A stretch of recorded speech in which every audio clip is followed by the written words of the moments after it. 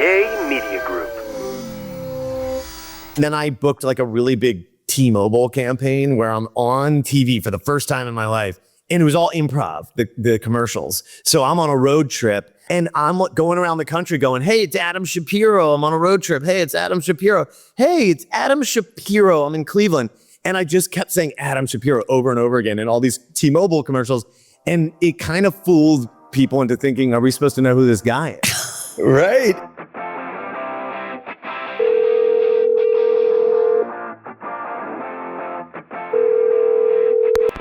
Hey dude, I think the 90s are calling.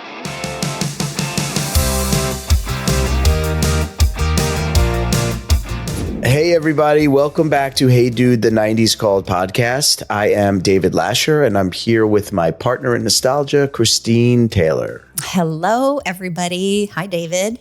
Hi, good morning, good afternoon. Yes. Good evening. Almost good evening here for me. How are you? I had a first for me the other day. 2 days ago, I was asked to walk the runway in a fashion show. Oh, some Derek Zoolander male modeling? Oh, is that what we're talking about here? I crushed the blue steel look on my last stop. Okay. I want you, please, you got to tell Ben. All the models were talking about when they were going to pull the blue steel look. Oh, I love it. Wait, what was this for? Was it a benefit? It was a benefit for a foundation called Zero to raise awareness of for prostate cancer and for men to be vigilant about getting their checks. And it was a designer named Frederick Anderson, and it was called the Blue Jacket Fashion Show. I guess all the men were dressed in blue. I think sort of like how pink represents breast cancer cause. So it was just so much fun. There were athletes and actors and different people walking. Ian Ziering was there. Got to catch up with him and Rodney Peete from the Eagles. But yeah, it was fun. You know, I was like a little nervous. You know, you rehearse. It's like you walk out, you stop and let them take pictures and people cheer. Then you walk the runway, you stop at the end for like 3 seconds. Then you turn around. For a moment, right? For the end of the runway moment, right? Yeah, end of the runway. It's just, for me, it's like you're just mugging, like, okay. Look at me, right? Yeah, I'm so uncomfortable. Then you turn around. Halfway through, you stop, turn around again, unbutton the jacket so they all go woo woo woo, and and then you turn around again and one last stop. So, you know, I love this.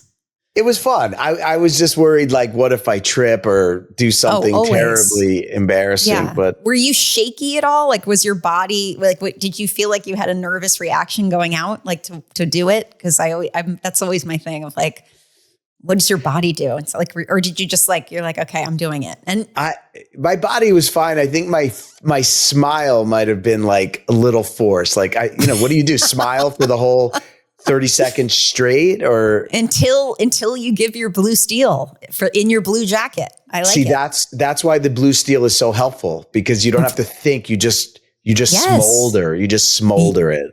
Yeah, exactly. There's also, of course, you could try for, Magnum, which is the major look. Blue steel Magnum is the big look. The Owen Wilson look. What's the Owen Wilson? Yeah, there's of course La Tigra is another look. And if you watch the movie, you realize they're all the same look. And that's what Will Ferrell screamed in the movie. He's like, they're all the same face. Does anybody notice this? That's so true. Tell us about our guest today, who's a friend of yours. We have a great guest. Adam Shapiro is a very old friend of mine. We met when I cast him in the film Sister that I directed. And I've just watched his ascent, from Never Have I Ever, Mindy Kaling's show, to The Bear. He plays the chef of a rival restaurant. And he's just one of the nicest guys. He started Shappy Pretzel Company. Married to Katie Lowe's, who's on Scandal. They're both done lots of work in the Shonda Rhimes world. Katie Lowe's of Scandal, and now the Hunting Wives. These two they're just an amazing couple. So let's talk to Adam Shapiro. Yay. Let's start where University of Maryland. You're a Philly boy. Let's just go back we're talking about me? Yeah. I want to talk about you guys. No. This is your time. This is There's your so time. much No to ask you. deflecting. You've No had so many deflecting. greats on this show. I was getting like FOMO. I was like, I want to be on this show, but then I was getting like, what's the thing? Imposter syndrome when you guys asked. Then I started backing away. I was like, they don't want to talk to me. They've had all the greats on this show. Oh, No. God. No. We have so much to talk to you about, dude. Yes. So yeah, we do have to talk about you. Let's get into it. But Let's and get just, real. I got to say, it is relevant that we are speaking on the day of Eagles the Giants. Giants are playing the Eagles. Yes. Let's go So back. As soon you as know- the email came out that we were going to be today, I was like, wow, we're going to talk on Eagles Giants Day. That's not normally a I day thought that the Lasher same and I thing. like to communicate. Same And thing. I'm by the way a Pennsylvania girl, so I'm all Eagles. Wait, all where the are way. you from? Allentown, Oh, baby. man, Dorney Park all day. Hell Dorney yes. Park in Wildwater Kingdom. You betcha. You betcha. I did a musical review in my high school years at Dorney Park called Kids. I think it might have been a KIDZ. I'm just going to say that. I'm Maybe it hoping wasn't. it was a Z.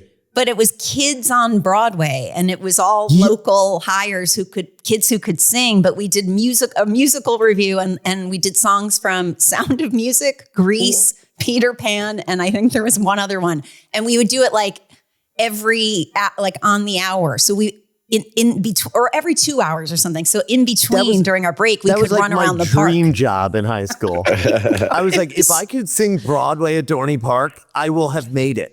Well, I made it. You I made peaked. it early. I peaked in, I think it was 87, 88. And then You definitely all sang Standy in Greece, though, right? Summer feel like Lovin', something like that. Probably, yeah. Hopelessly probably, devoted. yes. Lasher, were you ever in Greece? Oh, God, that would have been my dream. No, I did, though, however, slick my hair back with water and wear a leather jacket around when I was like 5 or 6 years old. Just like in Of life. course. Yeah, like I wanted to be Danny Zuko. I think when didn't? I was in Greece, I was that guy who is friends with Zuko, who says those like really problematic lines now in that song, where he's like, "Did she put up a fight?" And it's like, "Did she put up a fight?" While you were making out with her? Did you rape her? You can't say that. I never thought of that. It's It's problem. It's like one of those lines where you're like, you can't By the say way, that, bro. that we all still just belt out when it comes on. I'll still we're sing just it. like, full. yeah, did she put up a fight? Like Sandy was like, yeah, I was pushing him away. I said no 100 times. It was the 70s playing the 50s. So we have that Right. buffer of like, Right, Exactly. It's true. we didn't know It about And was they it. were 70s all playing in their 50s. 30s. And they were all in their 30s, I think, right? In the They were 30s. so Right. And I was doing the show in the 90s. It was just a complete mess. Oh my God. So yeah, tell us the beginnings. Give us a little backstory before we get into all of the, huge successes. What? Oh, I mean, you- very similar beginnings to you. Grew up in Abington, PA, which was just outside of Philadelphia. 2 teacher parents. My mom was at my high school, my junior high at Abington for like 45 years. And my dad was a professor at Temple University in Philadelphia for 50 years. Wow. Oh my God. And he worked very closely with the athletic department. I was like the ball boy for Temple basketball growing up. It was a big deal. Oh, That's a huge deal. That's a big program. Yes. They were like #1 in the country at that Yeah. time. It was amazing. I actually took my son Albie and my daughter Vera to Temple this summer. We were on a road trip and we cruised through Temple. And Adam Fisher is the new head coach of the Temple Owls. And we've become friends on Instagram. I love this guy. And he was like, you got to come to practice. And he threw my son in a Temple jersey and threw him on the team for the day. And it was like the greatest thing ever. It was unbelievable. My so child cool. was living out my childhood fantasies. Like, does it get any better than And that? he'll be a Temple fan now the rest of his life. And now he's a Temple fan. That's Totally. so cool. So yeah, I grew up there in Philly, and I didn't really do much theater or acting. I mean, I was always like in the ensemble and the way back in the musicals. They never quite trusted the class clown enough to like give me like a big part in something. But then my senior year in high school, we were going to do anything goes. And then they realized we had 0 tap dancers at Abington High School, not a one. So they had to like pull an audible, and they were like, we're going to do Damn Yankees. And then I got to play the devil in Damn Yankees, like the coolest role ever. Show. And I always kid around, like I was so bad at sports in my high school that like even in Damn Yankees, I was not on the Yankees. Like I still didn't get cast on the baseball team. I couldn't even be the pretend. Yeah, I think and I always say like I feel like I never made the basketball team because I kept saying things like I auditioned for the basketball team. And right, like, exactly. No, and instead of halftime, you would say intermission. You would say, yeah, this isn't a costume. It's a uniform. It's a uniform. I just want to wear the basketball costume. So because I never made the basketball team, I was always available for the musical, and I did that. And then I went to University of Maryland to study politics because I was like, maybe I'll get into fighting for social change and like working on Capitol Hill and trying to influence, things like that. And I think I realized quickly in college that I just really liked the speech part, like making the sort speeches. Of performative, like all the lying, or like not like the lying, like the acting, playing a role. Bullshitting. I don't think any politicians lie, but I think they're just really good actors. And so I found a comedy group on campus, as one does. And I got really into it. And all of a sudden I was like a theater major by my junior year. And I graduated with a degree in theater performance from University of Maryland, which I think now means a lot because like they've really improved the theater. When I was there, I don't know. I did The Music Man, and then I graduated. Wait, did you play the degree? Harold Hill? Who'd you play? No, I was like the shapoopy. The girl whose heart to get. Yeah, like I'm not Harold Hill. I'm did not the Music guy Man. who makes out with the girl in the movie. I'm like friends with that guy. I'm in the next scene where I'm like, you made a career. Bro, how was last night? Yeah. But I was Harold Hill's wingman. You started in comedy, though. You said there was an improv group? Yeah, it was a sketch group. They would be offended if you called them an improv group. I know. I never understood that there's such different sketch and improv, but yeah, it was like the improvers were like, we just make it up on the spot. And then the sketch people are like, we write it. So it's perfect for the performance. Got it. Right. It's like we were like Saturday Night Live, but we did it like every 3 months. We would do a show every 3 or 4 months, but it was awesome. And you did everything. You promoted the show, you built the sets, you made the costumes, and it was just such an awesome sort of foundation for what I didn't realize I was going to be doing the rest of my life. I mean, so then you get this degree, you love it. Did you move to New York? Just immediately moved to LA. Immediately moved to LA because my we had no connection to Hollywood. My parents don't know anything about the business, but they were super supportive. Yep. And I was like, my mom's cousin, Tamara Pullman, married Bill Pullman. Oh, and wow. so Bill Pullman was like in our family. And my God. Well, that's I grew major. up with like that's a big one. Spaceballs. And like, I was like, man, if I'll reach out to Bill and maybe he could like help get me started or whatever. And so my summer before my senior year, before I graduated, I came out here for the summer to intern on like a movie Bill was producing. And I drive my Toyota Corolla. It was a movie called Screenland. Okay. And you have never heard of this movie because I drive out here in my Toyota Corolla. I get to Pullman's house. I say hi to everybody, drop my bags off. They're like, all right, first job as intern on the movie, go back down the street and get coffees at Coffee Bean on like Gower and Sunset. Remember that Coffee Bean down there? Yeah. Yes. By like Nickelodeon. And so I pick up the coffees. This is my first time ever picking up coffee for anybody. There's all these orders. I don't even know what these things mean. I don't know what a latte cappuccino. I don't know. Right. I probably completely fucked up everyone's coffee orders. In Philly, they just drink black coffee. I mean, they come just on. drink black coffee. I don't know. Totally. I'm like, what is it? You want a splash of what? Who? Right. So I go get all these coffees and I come back up Beechwood to the production office and the entire movie has fallen apart in the 25 minutes that I've been gone. No. I'm talking, the financing's been pulled. The stars are out. They're already Oh attached to my other God. projects. Literally, no movie. And Bill's like, I'm going up to Montana for the summer. He's like, you're going to stay here and house sit, and then I'm going to call you. And so like, he's like, just house it and I'll call you and I'll find a job for you. And I don't know what happened, but the job he found for me that I did for the rest of the summer was I was Andy Dick's assistant. Okay. My God. Wait, what year was this? This was 2000. Okay. So like, oh That- my God. It was the first year of the Andy Dick show on MTV, which was a hilarious sketch comedy show. So I was dying. I was like, this is the best job ever. I didn't realize in my naivete that like maybe being Andy Dick's assistant is like the worst job in Hollywood. I can't even imagine that as a first job. I didn't know that. I was like, Andy Dick, Oh holy my- shit. I mean, that is crazy. And, you know, obviously Andy has had some, you know, a lot of craziness go on in his life. Peaks and you know, valleys. Peaks and but valleys. he was on the original Ben Stiller show, David. Yes. So Yeah, he he was was, like and he he was was in that OG group of and he he's was brilliant. absolutely brilliant. And Yeah.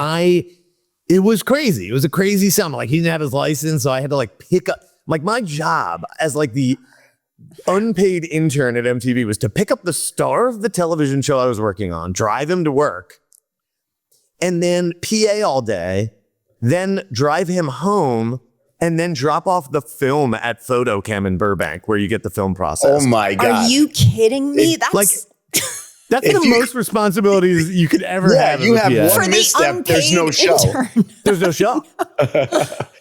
Oh So, my wow. God. It was a crazy summer. It was a crazy, crazy summer. And I had the best time ever. And I remember one of the producers saying, hey, man, if you thought this summer was like a good time, then you should come back to Hollywood. Like, Right. like you've got what it takes. Yes. And I was like, yeah, man, I thought it was great. It was insane. But I was like, this is amazing. I'll write a book about this summer. Oh my God. It's like And a so I basic came training. back out and I like knew a few people. And like one of the other PAs said, if you come back out here, I could get you a job teaching Hebrew school in the Valley. To which I was like, perfect. I don't know Hebrew, so it was more of like an improv class. Oh my That's God. really where I honed my improv skills last year. You had a few Hilarious. prayers. I loved it. And I was like doing that. And then I had a million jobs. I worked at Survivor seasons 2 through like 8. Oh my And I God. worked- Oh my in- God. So this is I all worked in early casting. 2000s. Oh my God. Yeah, I worked in casting for Mark Burnett, for a casting director named Lynn Spillman, who's like the legendary reality casting director who started Apprentice, Survivor, Big Brother, Amazing wow. Race. Like she was Wow. casting everything. And my job was when the finalists for the show, let's say you got 50 people that they're going to whittle down to 16 on Survivor. Yeah. They would all come sign these NDAs and they would be sequestered in a hotel in Santa Monica by the beach.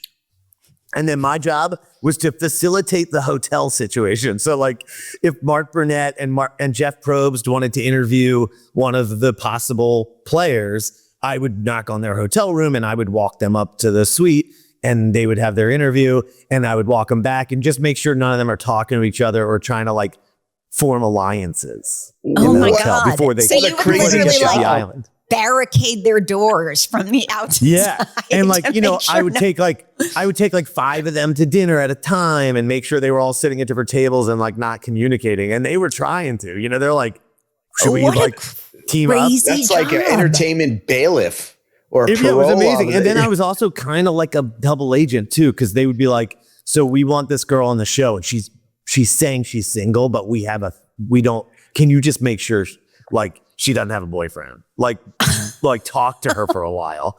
And I would like bring tea back to the producers. You Oh get them maybe. to My open gosh. up to you and But yeah, get them open up a little bit more than maybe they would in like the official interview with like Les Moonves, you know? that is Wow. so interesting. So it was, Were it was you a great fan? job. And it was Did you watch it was at those night. shows too? Were you obsessed with Oh, the shows? yeah. I mean, I feel like everybody in the world watched season 1 of Survivor. You know, Oh my And God. that was What such year a was that? legendary. Do you that remember was it? 2001, Okay. 2002 maybe. Okay. and Richard Hatch in that first season. Yes. And I feel Richard like Hatch, right? So And wasn't working on- Elizabeth Hasselbeck in one of those early Yeah, seasons? She was like Hasselbeck, season yep. 2 or 3, right before Yep. she was Hasselbeck. She was Elizabeth Yeah. something. And I remember right. her. Right. that was like, I mean, and so when I showed up in LA and I got that job as a casting PA, it was just so, it was the producer of that movie that fell apart, her sister. Oh So my the gosh. producer was named Ruth Thainberg. Her sister's Martha Thainberg, and Martha was a casting director at that office. And I went in and interviewed with her, and I probably wore like a fucking suit. She's like, "You're gonna be a PA. Like you can leave the suit at home. Get yourself some cargo shorts and a walkie-talkie."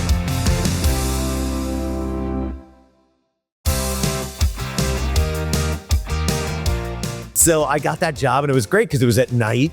And I could audition if one ever came up. Right.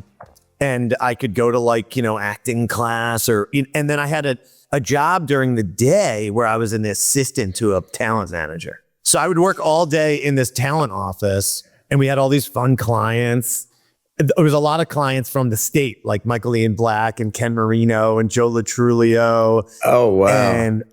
And I met like one of my best friends, Ken Mitchell, who recently passed of ALS and who was just an absolute legend. And he was one of our actors. And we had just some amazing actors on that list. And I got to be like submitting them for auditions and talking to the casting directors on the phone. And yeah, you meanwhile, really. did you have your own representation too? No, Like, were you oh my God. I was like, no. as far from being an actor as you could get. I was just Wow. working in Hollywood and I never thought acting was, I was like, man, I would love to be fucking Stiller or Sandler or one of those guys. But I just, Right. I just didn't think I was anywhere close. And then I met another talent manager. Actually, when I first moved out here, I met this talent manager because she's from Philly. Right. He's a big Okay. Eagles fan. And her name is Connie Tavel. She created Judging Amy with her client, Okay. Amy Brenneman. Right. She repped some biggies like John Hamm, John Cryer, Michael Richards, Jason Alexander. It was like she had a crazy client list and everybody was on TV and they were like all making $1 million an episode. And she told me, she was like, I think you should be like someone like me. Like you should be an assistant to somebody like me. Like another manager or an agent. Because I think if you really want to be an actor in this town, you should learn the business from the inside out. Wow. And learn what a lot of actors don't learn, which is basically like the shit doesn't have that much to do with you or your audition. Right. And a lot of actors, they come out here and they just immediately start auditioning and they don't understand why they're not getting the role. And and they start to take it personally. Totally. And then just get defeated. And, right.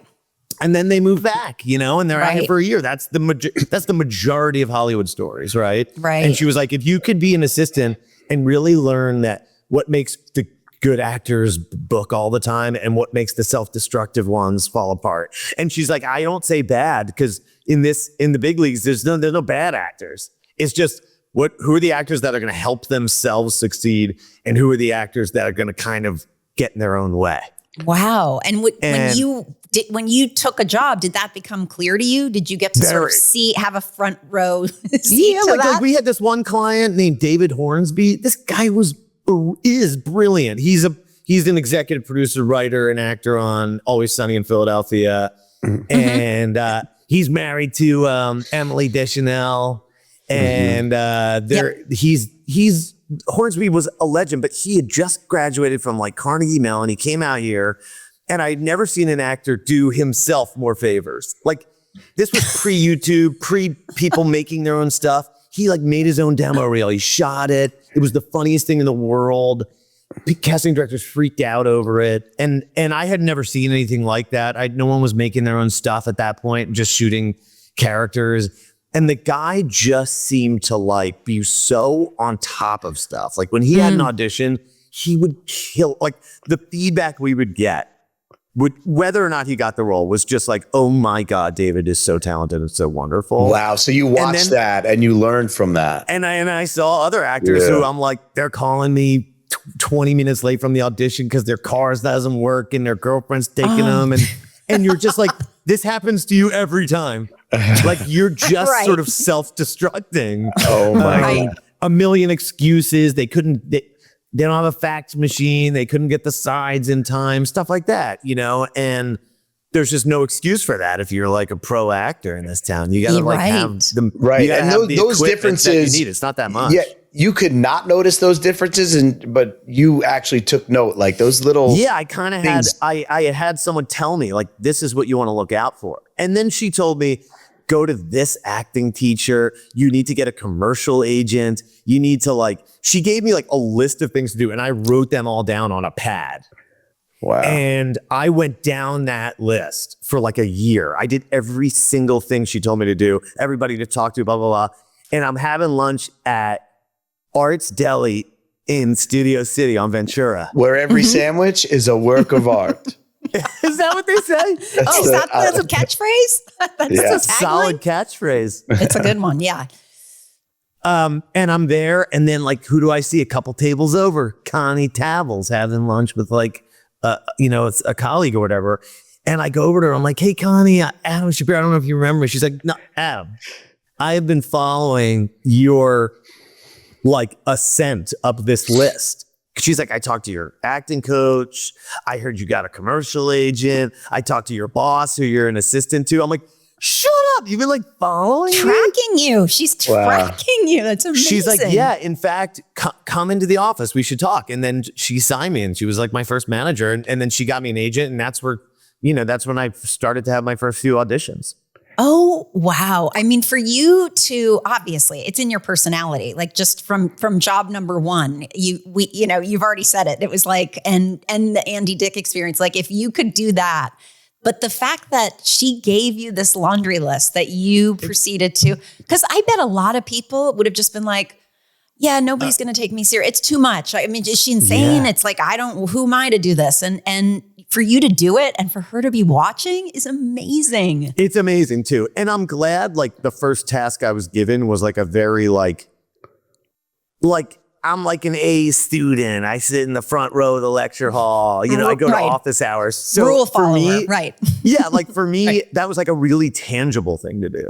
Right. If her thing was just book something and be amazing actor, I'd be I don't know how to do either of those things. Yeah, she gave you actual practical She gave me tasks. something I could really do. And then I booked a really big T-Mobile campaign where I'm on TV for the first time in my life. And it was all improv, the commercials. So I'm on a road trip and the whole point of the commercials is to show that you can use T-Mobile anywhere. That sort of dates me a little bit, but but that's what this podcast is for. That- Anyone yeah, listening to that it was remembers, when right? cell phones advertised that they worked. Well, T-Mobile was This new. is a I thing, remember. right? Yeah, you could go anywhere in the country, and Catherine Zeta-Jones was at the end of the commercial or whatever. I and remember I'm that. going around the country going, hey, it's Adam Shapiro. I'm on a road trip. Hey, it's Adam Shapiro. Hey, it's Adam Shapiro. I'm in Cleveland. And I just kept saying Adam Shapiro over and over again in all these T-Mobile commercials. And it kind of fooled people into thinking, are we supposed to know who this guy is? Right. And you So play Adam Shapiro in almost everything you do. That's And it started a 25-year journey of basically only playing Adam Shapiro. That Talk about is No typecast. joke. I mean, Yeah, that is I just play myself in everything, hilarious. which is good because I don't think I could pull off playing fucking Abraham Lincoln or whatever. But you made that happen. You improv'd at saying Adam Shapiro, and they kept that in the commercial. Yeah, I didn't know enough. I was just they're just talk on the phone and say that you're in Seattle and that you want to crash on their couch. And I was this sort of couch hopper. Yeah. And I just said Adam Shapiro. I didn't even think anything of it. And then, I remember leaving after a day of shooting and just being like, what are they going to do with the Adam Shapiro thing? It's just it's not a John Smith. I'm like, hey, it's Rabbi Shlomo Berkowitz, it's the most Jewish name ever. And they just used it. And then all of a sudden it's just Adam Shapiro from the T-Mobile commercials. People were saying, in breakdowns, we're looking for an Adam Shapiro type. Oh my You God. created And I was like, can I that. audition for that? I'm an Adam Shapiro I'm the type. OG. I am the OG. Yeah, but I was Adam losing. Shapiro. I was losing roles. That said, we're looking for a guy like the T-Mobile and to really good other Adams, like, Adam Scott or Adam Pally or whatever. What was the first theatrical or the first role you got that was like substantial? I did a line on a show called Oliver Bean, which was like sort of like a Wonder Years, but set in the 60s, early 60s. What that was kind of when Wonder Years was set. It was like a Wonder Years show. Okay. And I had one line with Wendy McKenna where we're in an old beatnik club and like I'm smoking a joint and I give it to her and she says, "Is that a cigarette?" And I say, "No, this is the reefer." And that was like my first line. That's Boom. great. SAG Nailed card, it. let's go. And then my next time I got to be on a set was Gilmore Girls. And I actually just met Lauren Graham for the first time at that party the other night, Christine. That's so funny. Are you We kidding? never met. And yeah, I was on Gilmore Girls and I showed up in a Temple basketball t-shirt because that's my squad to the fitting. And the costume designer for that show was like, "I went to Temple." And I'm like, "No kidding." She was like, "You got to wear that in the episode. We'll just like sort of cover up the logo." So I'm like wearing my Temple basketball shirt in my first big show. That's so great. Oh, wow. And that was Gilmore Girls. And the best part about Gilmore Girls wasn't actually being on Gilmore Girls. It was when I first had moved to LA, I met, how your parents, like, you're moving to LA, call this person, call this person. Of course, yeah. I think Josh Molina was on your show and he called it just cold calling Jews. Yeah, which I the thought Aaron was so funny. Sorkin call. So I'm doing Josh's thing. I'm calling all these people. And I meet this like super wonderful family named the Gilberts, and they invited me to like a Passover Seder, my first, few months in LA. And I show up to the Seder. I show up to this address that they gave me, and it's like Marta Kaufman's house. It's like, oh, wow. The house that Friends built, right? And I like roll it. I've never seen a house like this. I've never seen like a front door like this or a driveway, And I walk into the house, and it's amazing. It's like the most amazing party ever. It was, her family's so cool. Marta's so cool. And like Schwimmer was there and like Aniston or whatever. And I was just dying. I was like dying. I'm like sneaking photos and texting my dad. You snuck photos? Yeah, I'm just sneaking photos of like people eating. I'm just checking my email. Yeah, like here's a picture of Jennifer Aniston just crushing a Horosit, and so as I'm leaving that party, Marta Kaufman was like, "Adam, like so wonderful to meet you, and thanks for coming." And I was like, "Oh, are you kidding?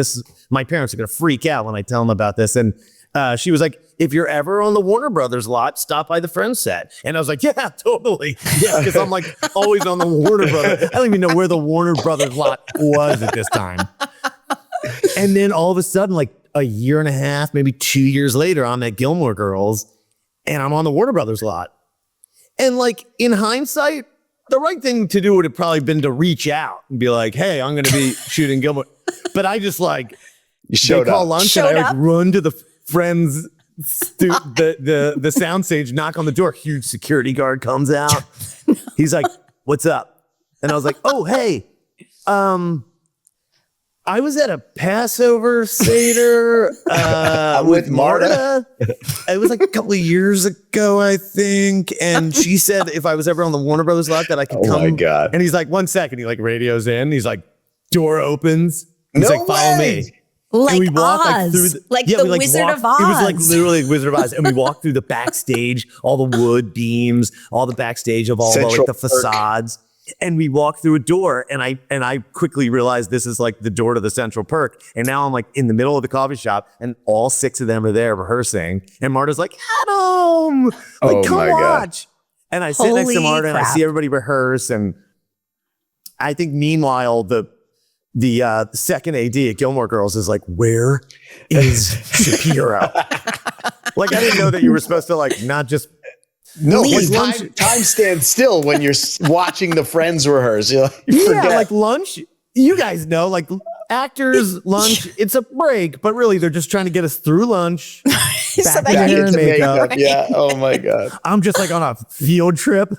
No, And time stood still. I think I was there for like an hour, and then I get back and they were like, "Where were you?" And I was like, "Friends." I was in Friends. It's okay. You understand, right? Call Marta. Yeah, you understand, right? It's the biggest show on TV.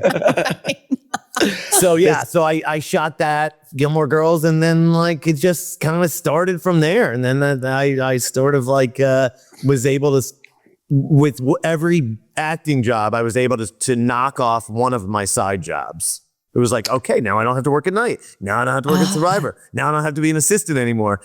Now I don't have to teach anymore. I don't have to do the kids' birthday parties or blowing up the bouncy castles. I did that on the weekends. Oh my God. A lot God. of bouncy castles at a lot of famous people's houses. I Oh love my that. gosh. It's such a natural progression. You know, you learn the I know, business right? from the inside out, doing all these other things. Yeah, I got to like literally be behind every scene you could be behind. You know, and you like, slowly just started getting work after work. It wasn't like just one boom, line, one big two thing. lines. But I see then, Grey's like, one Anatomy. word. I see Grey's Anatomy on here, and I know you and Katie obviously have had a long-term, beautiful friendship with Shonda Rhimes. She's the What was goat. the first Grey's Anatomy experience? Grey's was amazing because I hadn't met Katie yet, or maybe I had, but Katie hadn't really booked anything in Shondaland yet. And this was like a bunch of years before Scandal would completely transform our lives. Change lives. Yes. And yeah, I was in 8 scenes over the course of 2 episodes, and I was conscious for one of those scenes.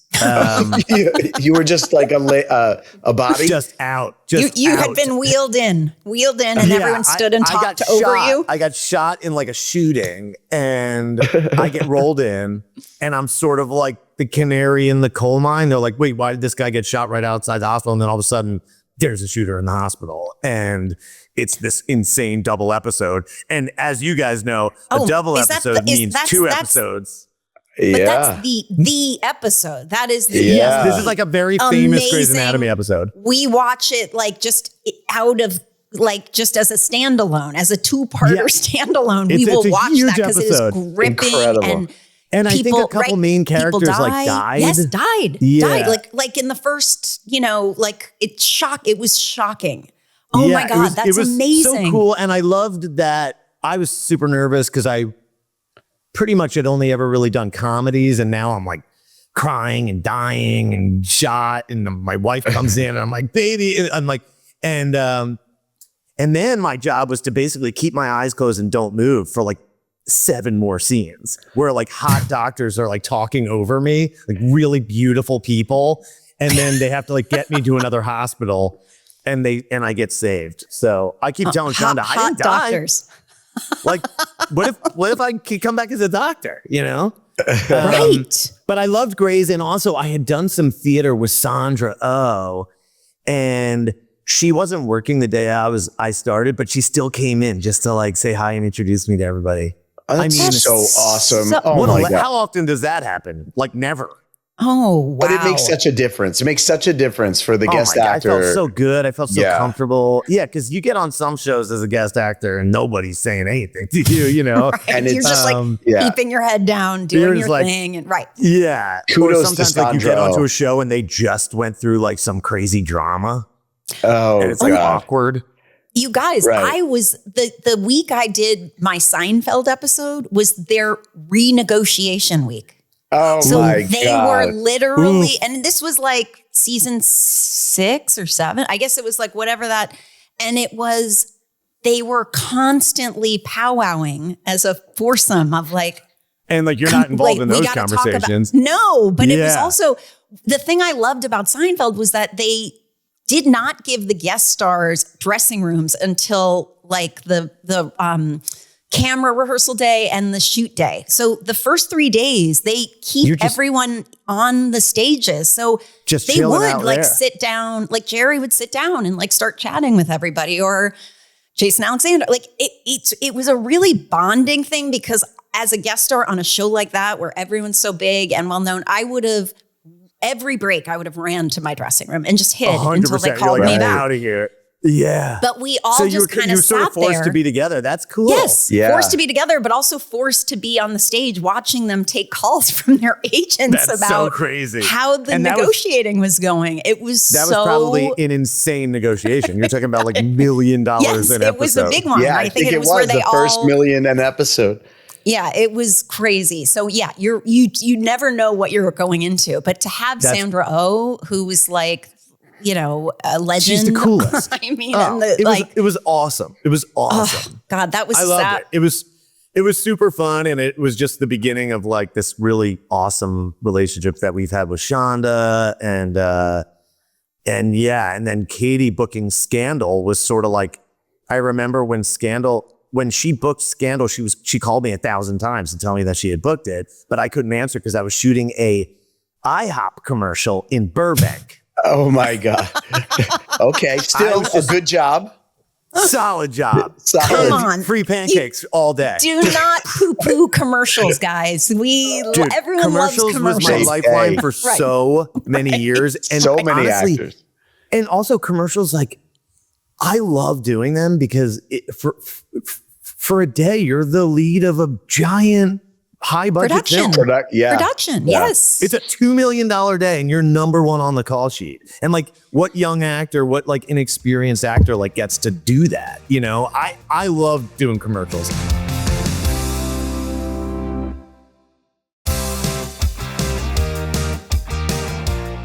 We got to talk about the bear because I remember texting you and you're like, dude, I'm in Chicago. I just got here. I'm doing the bear. Did I say, hey, dude, I'm in Chicago? Hey, dude, in quotes. But how did that show is made such a splash and it is so awesome and so intense. How did that come about? It's the coolest. It's just one of those things where like I had met Chris Storer, who created the show, years before. And and then I got a phone call to like go do this one episode of The Bear. It was just crazy. an offer. There's no By the audition. way, another Adam Shapiro. Another Adam Shapiro character. And at the time, it was just chef. Chef. Right, Or chef, I was called CDC of Ever restaurant. And I go do this one episode. And again, it's a little bit like that Grey's Anatomy vibe where I was like, this episode, as a fan of the show, I'm like, this episode is unbelievable. Like Olivia Colman's guest starring. We have this crazy group that's like this alternative restaurant cast. And no one in the cast is in the episode other than Eben, cousin. And I had the greatest time ever. I mean, I just had so much fun. And I said to Chris Storer when I was done that episode, I was like, man, thank you so much. Like I audition for everything. I rarely just get calls to play roles or whatever. And he's like, well, we're just like so obsessed with the pretzel thing. We had to get you in here. No. By the way, and this is the perfect segue because I needed to ask about that also. So tell our listeners about your pretzels. The pretzel company's getting you acting work. Isn't that crazy? So like The Bear and Shappy Pretzel, like in my world, it's very connected because when the pandemic started, we had a 2-year-old, Albie, who just turned 8, which is insane. And he was 2. Katie was pregnant with Vera. We were stuck in the house. Katie's freaking out about COVID because her baby doctor's like, we don't know. We don't know what happens if a pregnant person gets COVID. God. So Katie's like, I'm never leaving the bedroom. Like, I'll see you when it's time to like have the baby, And I was like, I got Albie. I like went right into like camp counselor mode. And I started making these like schedules for our days of lockdown. And one of the things we would do is like cook. I would show him like a vacation video that Katie and I went on before he was born, like to Peru or like New Orleans or whatever. And I'd be like, we're eating beignets, right? So let's get all the ingredients for a beignet. And then we're going to make beignets and surprise mommy with like beignets. What a great dad. That is so fun. This is like off the charts. Oh my God. I feel bad because like the pandemic was just so terrible for so many reasons. Yeah. But it also afforded me like a ton of time with my 2-year-old, which was amazing.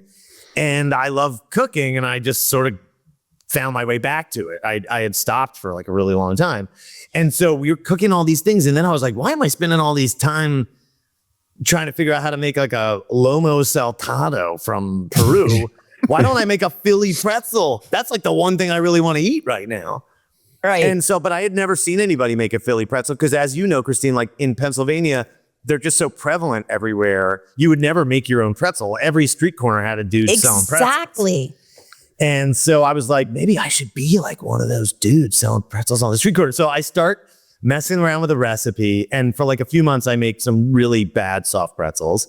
And Katie's my taste tester. And Albie and I are running into her room and like being like, yo, Katie, try this pretzel. And finally she takes a bite out of one. And she's like, that's like the best soft pretzel I've ever had in my life. I was like, right?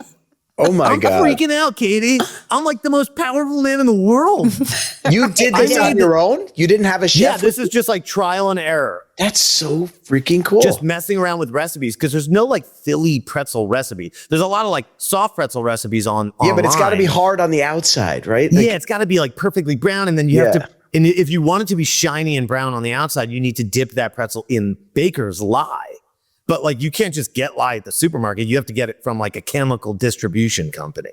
Oh, wow. And so like I'm like trying to find lye on the black market and like meet people like in alleys and stuff, which is what I was doing. I was like meeting bakers. You were meeting lie dealers? Lie dealers. I had like a lie During guy. COVID. You have a lie I guy? had a lie guy.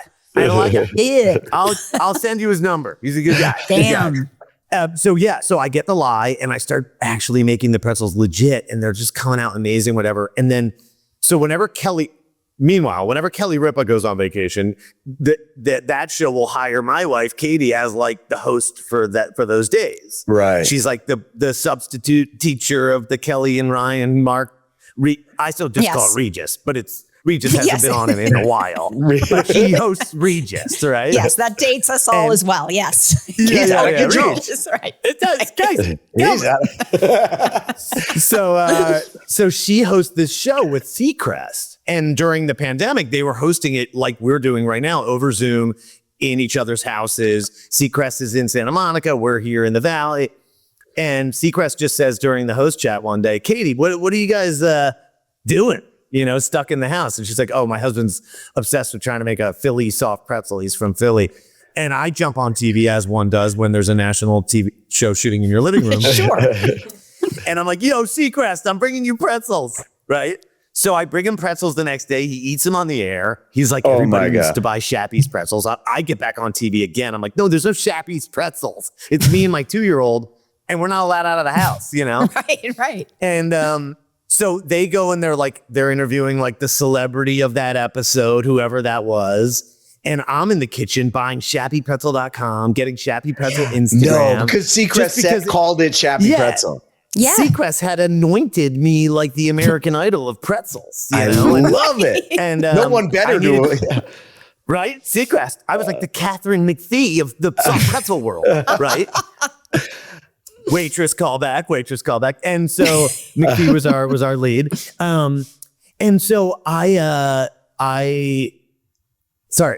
so I start making the pretzels like crazy, and I'm showing people on Instagram on the Shappy Pretzel thing, and I make a 1-page website that just says, yo, your mall's pretzel can go fuck itself. Shappy Pretzels here, right? No.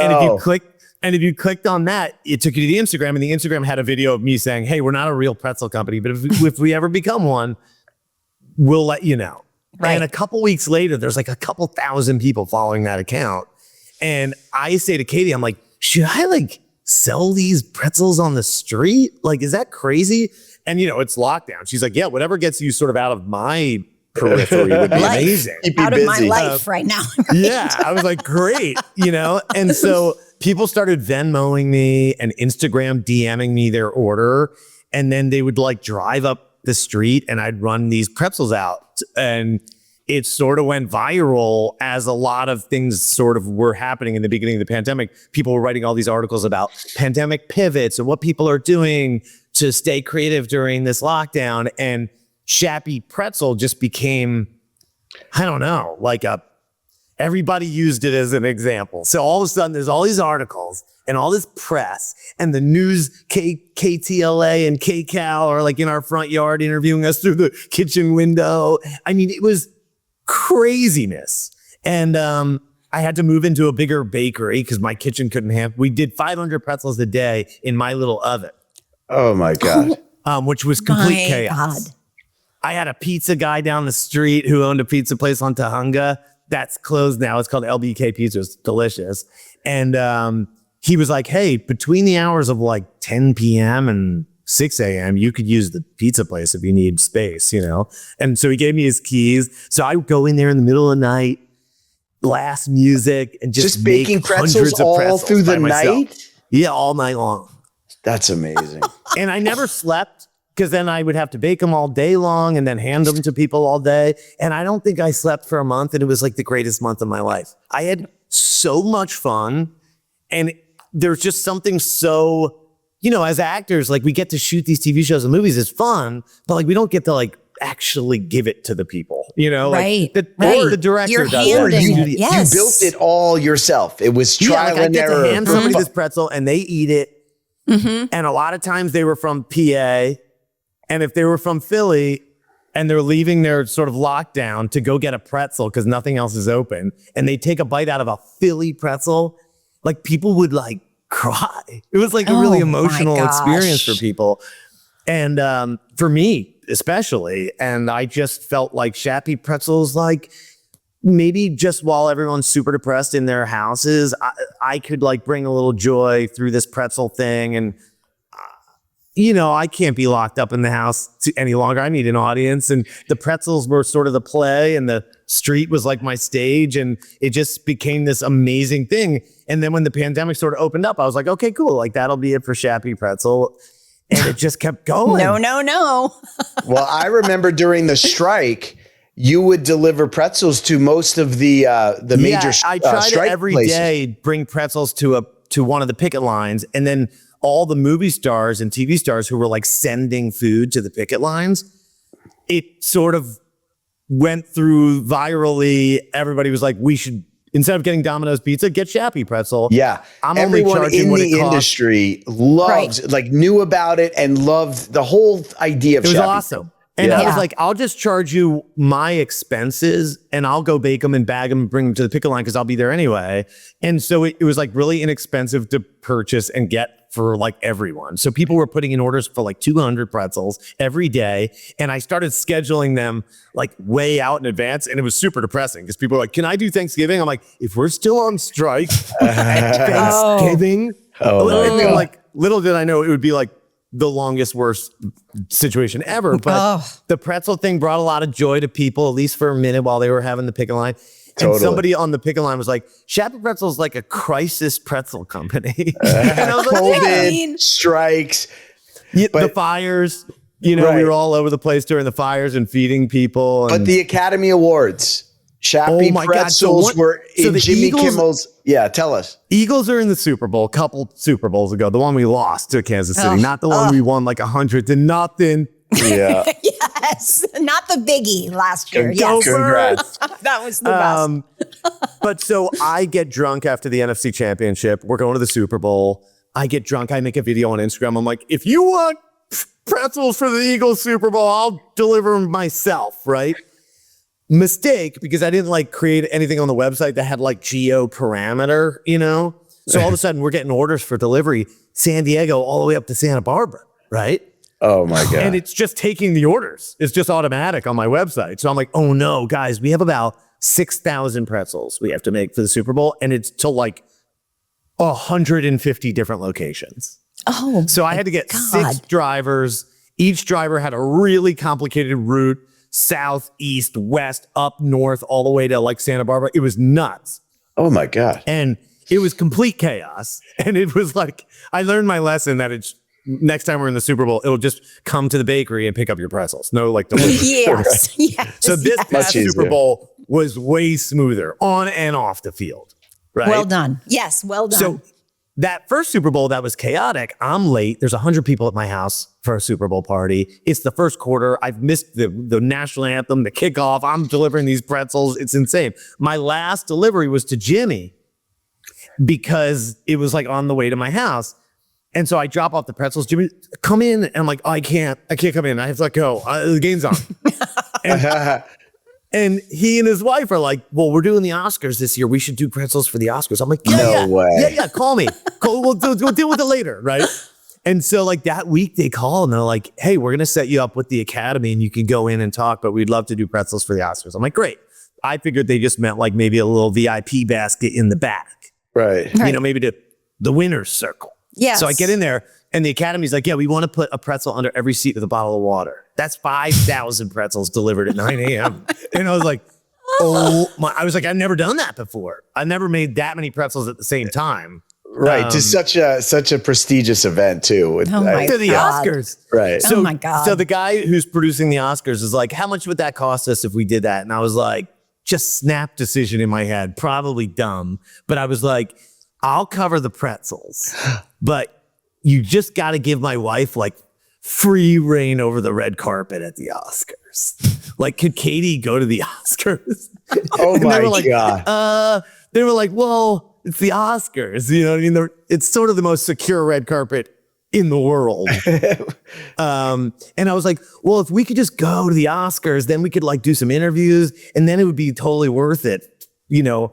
Right. And so they were like, we'll figure it out. We'll figure it out. So then a bunch of people had to be called. Seacrest got involved. Shout out. He called like the head of ABC. Somebody was like, okay, Adam and Katie can be on the red carpet.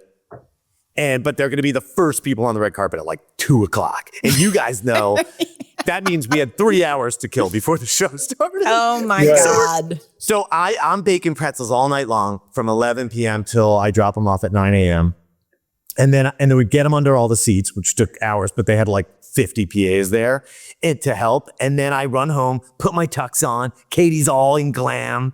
We get into an Uber X and we go to X. I'm like, to the Oscars, my good man. And he's like, okay, cool. And he drops us off at the Oscars and we're the first people there. And we go onto the red carpet and he's like, okay, you guys can take a picture, you know? And I was like, well, Katie's got to take like the solo shot with the Oscars, you know, in the background. He's like, I gotta get you guys through. I'm like, dude, there's nobody here.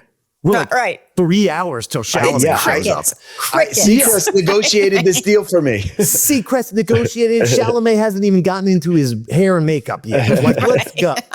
So Katie takes pictures, I take pictures, then we take pictures together. And then he's like, okay, guys, this is like a photo shoot at this point. I was like, no, we haven't taken pictures with the pretzels yet. He's like, Oh my God. what? So then we take pictures with the soft pretzels. All the photographers are like, feed each other the pretzels. And we're like feeding each other the pretzels. And then the first person who interviews you when you step off of the picture part of the step and repeat is Laverne Cox, who was Katie's co-star at the time on Inventing Anna for Netflix. And so Laverne's like, Katie and Adam, get over here. So all of a sudden we're like live on E. And they're like, who are you guys rooting for tonight? And Katie's like, we're here for the snacks. I'm here as the pretzel queen. And so like everyone's watching us interview with Laverne and they're like, I guess we don't have them on our list. And we just went down the thing and we did like 1 million interviews and we're all over TV talking about Shappy pretzel. And it was the greatest night ever. And then we went into the show. And the greatest promotion for a company ever. Walking the red carpet at the Oscars, talking about your pretzels. I mean, that's like it was outrageous. $100 million worth. How much is it? It's How much is It's a totally commercial? absurd. Yeah. Oh my God. $1 billion? I don't know. So we get into the Oscars and everyone's just crushing Shappy. Everywhere you look, everyone's just crushing Shappy pretzels. I'm like, there's Bradley Cooper crushing a Shappy pretz down there in the first row. I mean, I am, this is like killing me because I told David before you came on, soft pretzels are literally my favorite thing on earth. And I even like, and you're in New York, our right? dogs, we're in New York, but when when my Next dog time you're wakes out. up, I always say, you smell like a freshly baked soft pretzel. Like it's my dream. There's nothing better. And I have never had one of your pretzels. Dude. Ever. But I think I'm gonna be in LA. next. Yes, I think in a couple of weeks I might be out there and I'm texting. I am getting There will be pretzels. some freaking pretzels right There now. will be Shappy fresh pretzels right out of the bakery, wherever you are. I Done. am salivating. Done and done. I know a guy. Where can people order them? Is it shappypretzel.com? Yeah, like nationally, people order them on Goldbelly. They could just go to Shappy Pretzel. Oh, you're on and it links you. Goldbelly. Yeah, with like the legends. Okay, That's really cool. Then And then I'll do locally- Gold Belly too, but I feel like I need to do local. No, you want those too. fresh I need ones. local. You want those fresh ones Yes, if you're coming through LA. And then locally, people just order them on the website and pick them up at Cantor's Deli on Fairfax, like 7 days a week. Oh, no way. And we do a lot of Insane. catering. We've got catering today. We're doing a big event in Santa Monica. We did Grey's Anatomy's 450th episode the other day. Jesus. Oh my God, 450. really? You delivered pretzels to the set? 450. Yeah, we set up our little cart and I handed out all the pretzels. It was awesome. Shonda was there. It was great. I love it, dude. I mean, this is like a whole nother chapter while you're It's a whole other chapter. working nonstop. I was working on a show the other week. Like I was doing a guest star on this it's an NBC comedy called St. Dennis Medical. Really cute, really funny show. And they had called us about doing pretzels. So I had set up the catering. We were going to do pretzels, a pretzel day over at the show. And then I got an offer to be on an episode. And I'm looking at the calendar and I'm like, oh, I'm double booked for the same show. I'm working pretzels the day I'm shooting. You're acting and cooking pretzels for the same show. Yeah, so I did both. It was awesome. It was awesome. I love it, It was definitely the first time an AD has ever been like, why can't you go to hair and makeup right now? I'm like, because I got to grab pretzel. I got to grab mustard. You can't be pigeonholed, man. You do so many different things. I love it. No one can predict what's going to come next from you. And that's what's so exciting. I certainly can't. I have no idea. These things just happen to me. You are Shappy. so much fun. This was so much fun. I mean, could talk to you guys for another 6 hours. Literally. I know. This is how we catch up with friends, like This is the best. Yeah. Well, I'm honored to be one of those friends because it's an esteemed list of guests you guys have had on this show. I mean, it's legends. This is probably the Thank funniest you. episode. I haven't laughed this hard ever. Yeah. I mean, you're such a great guy, dude. I love you, and we got to get together. I can't wait to see each other in person. But thank you for coming on. Thank you so and much. we're gonna do pretzels soon. We're doing pretzels soon. Pristine pretzels. LA pretzels. Yes. I yes. love it. Thank you. I mean, he's terrific. He is just, his energy is so infectious. And from the jump, it just feels like he was destined for success. I mean, he just has the most positive attitude, I think, of anybody sort of, entering into this crazy business. And it just seemed like he was totally open-minded from day one of like, yes, okay, I'll do this. I'll do this. Really? Okay. You tell me what to do. I'll do this. And it's just, I just don't know that people realize when you take action, things happen. Like it's just staying in motion. An object in motion stays in motion, right? It's just like he created always so much doing of something. it by doing and stuff. Loving it and learning from it and not being like, oh, this is below me, this is beneath me. Everything was an opportunity to learn and to connect and to meet people. It's like that law of attraction, like if you think about lack, you'll attract lack. If you think about abundance and great things, then great things will come. He literally personifies that. Yeah.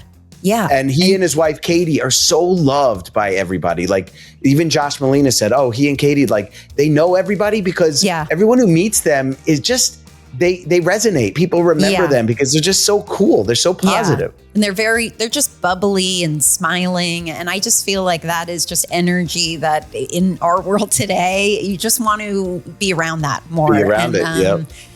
And what a great story about the pretzels. And I can't believe I'm going to get my hands on some pretzels soon. Like some Shappy pretzels are coming into my life soon. When you're LA, when you're here, we will go to his shop and we will chow on some pretzels. I'm so excited. So excited. Well, that was an awesome interview. And thanks everybody for listening. Yes, you can follow us at Hey Dude, the 90s Called. Subscribe to us wherever you get your podcast. Watch us on YouTube and share these episodes with anyone you think might like them. And we will see you next week. Bye.